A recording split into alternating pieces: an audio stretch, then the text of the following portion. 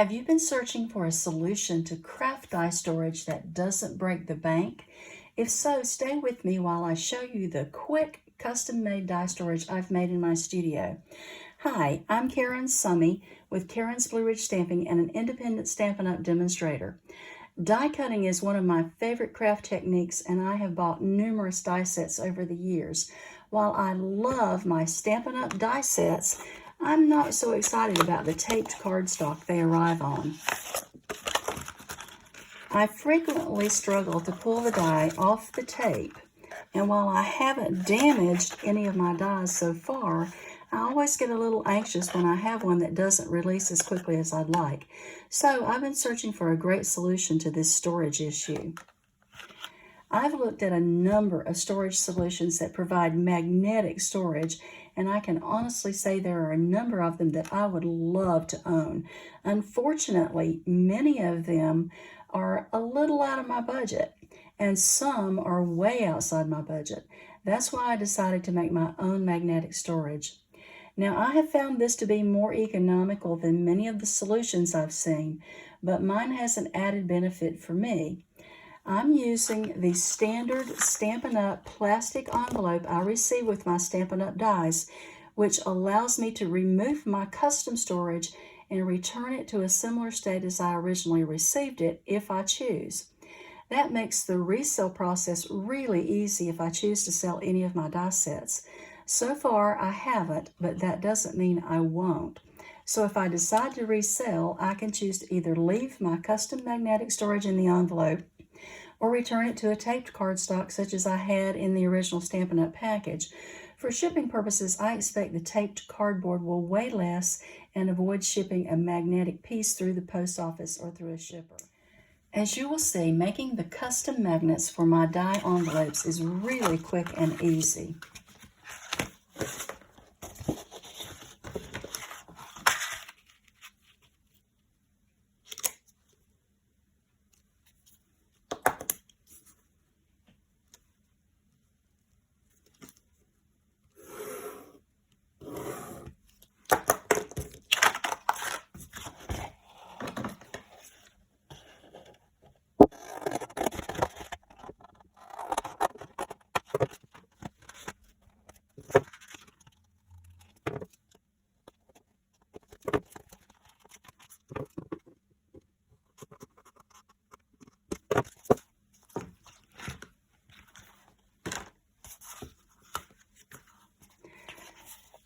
Please observe that there is a positive and a negative side to a magnetic sheet.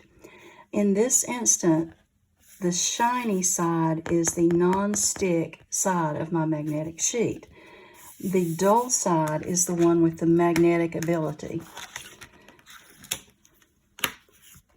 You can test this by just placing a die on the magnetic sheet to make sure you have the appropriate side. This has a small amount of magnetic stick, but you'll see very quickly that it doesn't have the same amount that this side does. So you want to be sure to use the non-magnetic side to add your tape. You can literally use any strong tape that you wish for this process to affix the magnetic sheet to the cardboard. I try to be fairly generous with the tape so that it will stay in place. And then you're simply putting the two together.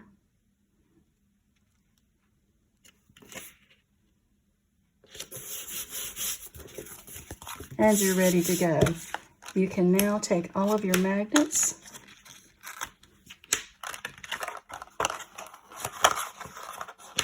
place them on the magnetic sheet.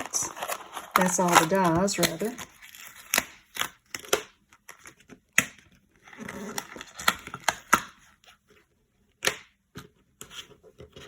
If you have a set that has a full sheet and you may have a little trouble fitting it, you may want to do them one at a time so that you make sure you get everything on the same size sheet. As you can see, this tape is well worn. It has started to come up off the page a little bit and started to tear this page. That's one of the reasons that I don't like it, as well as something else. So I'm going to love having this on my magnetic sheet, and I am discarding that other piece of paper. Now, when I place my dies back into the envelope, I do them in a specific sequence. For example, I want this original printed sheet to be there, and I want my magnetic sheet to be there, but I want the magnets to show through the outside of the envelope. The reason I do that is so that, number one, I have information here that I need. Number two, I can see the magnets as I'm flipping through all of my my die sets, and I can see from the outside what I have in that set. So why do I keep this sheet? This sheet has a ton of information on it. First of all, it has the name of the die set, which many people may want to see, particularly if I resell the set. Second of all, it has the original item number. I can use that item number when I'm doing a video, or if I choose to resell this, or if I just need to look it up sometime. Quite frequently, I can search by this number. Third, it has the number of pieces in this die set. This one has 8. I can quickly do a count to make sure that I have all of the dies back in the envelope. And finally, there are tips on this sheet that talk about how to use the dies. So this is a very important piece of information to me. Even though I have a lot of experience, sometimes I want pieces of this information. So when I put it in the envelope, I put this with the printed side out so that I can see it without opening the envelope.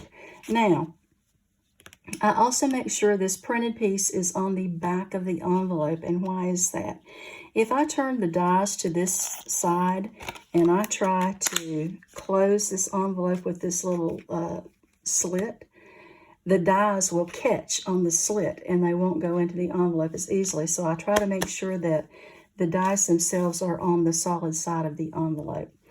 And you'll notice here that I have a big, large label that tells me what this die set is, and let me show you why I do.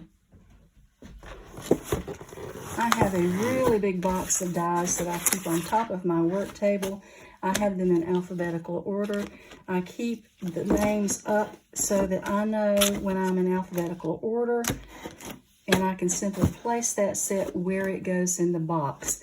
These boxes get quite heavy because these are steel dies, and so I try not to have too big a box because eventually it gets too heavy for me to lift. But I do like the convenience of having all of these so that I can simply flip through.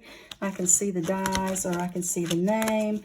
And not all of these sets are yet finished in the manner that I have been talking about, but I am working on completing them all so that they are in this standard format where I can see the dies, I can see the labels, I have the envelope labeled, and I can use this very easily.